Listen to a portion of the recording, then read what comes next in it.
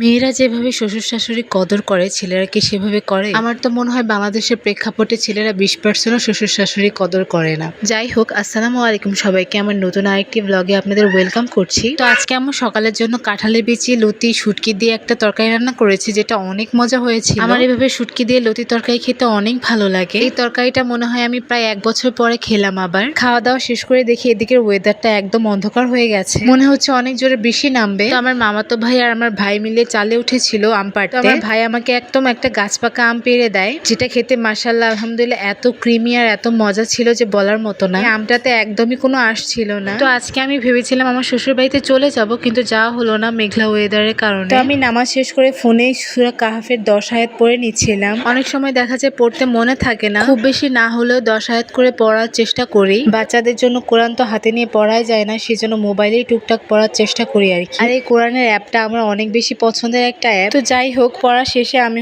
দুপুরে খাবার খেয়ে নিচ্ছিলাম। আজকে তো চলে যাব, সেজন্য আমার মা অনেক কিছুই রান্না করেছিল আমার হাজবেন্ড আসবে বলে। কিন্তু আমার হাজবেন্ড বলছিল যে একটা কাজে নাকি আটকে গেছে, সেজন্য আসতে পারবে না। আমার মতো চাকরি করে, সেজন্য দেখা যায় জামাইকে মনের মতো করে রান্না করে খাওয়াতে পারে না। তো যখনই দেখা যায় যে আম্মু আমার হাজবেন্ডের জন্য কিছু করেছে, সেদিনই দেখা যায় আমার হাজবেন্ড আসতে পারে না। এরকম আরো অনেক দিনই করেছে সে। আমার মা যে এত ভালোবাসা নিয়ে তার জন্য রান্না করে, সে কি সেই ভালোবাসার কদরটা বোঝে কিনা আমি জানি না। বুঝলে হয়তো আধা ঘন্টা বা 1 ঘন্টা সময় করে হলেও খাবারটা খেয়ে যেত। আমার আম্মু অনেক আশা করে বসেছিল যে জামাই আসবে, কিন্তু সে শেষ পর্যন্ত আসতেই পারেনি। তো যাই হোক, আমি খাওয়া দাওয়া শেষ করে একটু সেমাই খেয়ে নিয়েছিলাম, এটাও আমার হাজবেন্ডের জন্যই করেছিল। তারপর সন্ধ্যার দিকে আমি আবার একটু আইসক্রিম খাচ্ছিলাম। আইসক্রিমটা খাচ্ছিলাম এনার্জি বিস্কুট দিয়ে। এই কম্বিনেশনটা কিন্তু দারুণ মজার, আপনারা চাইলে ট্রাই করতে পারেন। তো শেষ পর্যন্ত আমার হাজবেন্ডের জন্য অপেক্ষা করতে করতে আমি নিজেই একাই খেয়ে নিচ্ছি। আমার আম্মু আজকে আমার হাজবেন্ডের সব পছন্দের খাবার রান্না করেছিল। আসলে রিজিক বলতেও একটা কথা থাকে, তার রিজিকে হয়তো আজকে আমাদের বাসায় খাওয়া নেই, তো সেই জন্যই হয়তো সে আসেনি। তো যাই হোক, এটাই ছিল আজকে আমার ছোট ব্লগ। আপনাদের কাছে কেমন লেগেছে অবশ্যই কমেন্টে জানাবেন।